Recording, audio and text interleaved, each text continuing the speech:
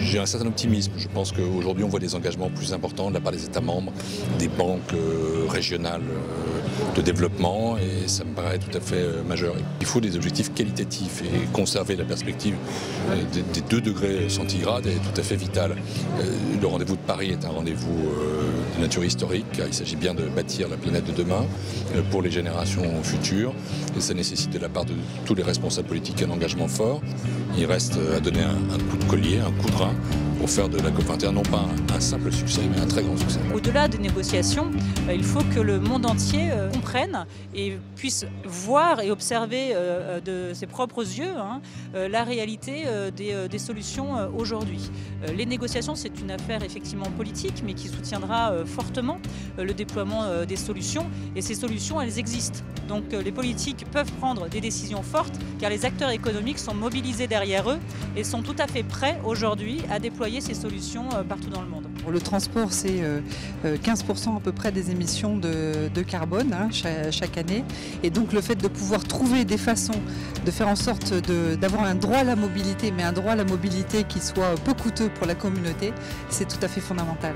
Ces 196 parties à la Convention sur les changements climatiques des Nations Unies doivent acter le changement profond qui s'impose à nous tous, à l'ensemble de la communauté internationale, pour aboutir à limiter à 2 degrés le réchauffement du climat. Le continent regorge de tout ce qu'il faut pour développer l'énergie solaire, notamment l'éolienne, etc. Si on veut éduquer les enfants, faire des équipements qui puissent être compatibles avec la sauvegarde de la planète, le rôle des mers est essentiel. Ce que nous voulons particulièrement souligner en ce qui nous concerne, c'est la place des Outre-mer. D'abord pour la biodiversité, la place des Outre-mer pour les océans, et par conséquent dire à tous les pays qu'en définitive, les Outre-mer et la mer sont des échelons extrêmement importants pour la sauvegarde de la planète. Il faut se faire confiance, il faut décloisonner, moi je reviens là-dessus, il faut décloisonner entre les acteurs et puis amener un plan d'action et vérifier, c'est clair, il faut vérifier tous les 3 à 5 ans comment avancent ces engagements et quels sont les résultats.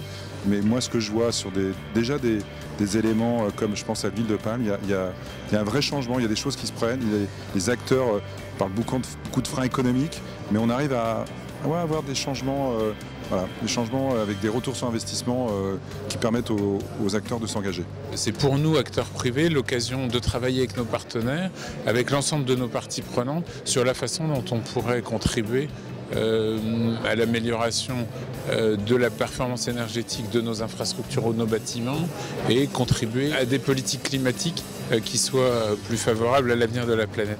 On est, nous, en tant qu'Orange, partenaire de la COP21 pour montrer comment, dans nos activités professionnelles, on a effectivement une préoccupation quant à la consommation, en particulier de CO2. C'est en s'associant les uns avec les autres que l'on trouvera. Je pense que sans l'éducation des petites filles, sans l'intégration des femmes dans les lieux de décision, les lieux de pouvoir, sans la prise en compte de leur savoir-faire et de leur façon de gérer des réalités très quotidiennes et très concrètes, on n'arrivera pas à faire face au réchauffement climatique et on n'arrivera pas à appliquer le bel accord que nous trouvons à Paris. Je crois que de toute manière c'est un sujet compliqué le climat, il faut le voir à moyen et long terme.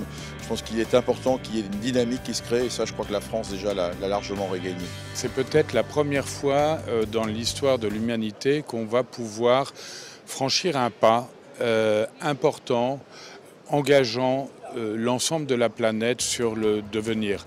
Pourquoi? D'abord parce que les plus grandes nations qui sont également les plus grands pollueurs, je pense à la Chine et aux États-Unis, s'engagent. Ensuite, parce qu'on a conscience qu'il faut de la solidarité avec le Sud. J'espère que ça y est, on n'en est plus aux éco-sceptiques, aux climato-sceptiques. Ils ont fondu avec la glace. Maintenant, on en est à l'action. Et il faut simplement répondre à des questions simples posées par des collectivités, des associations, des citoyens. Moi, à mon niveau, qu'est-ce que je peux faire ?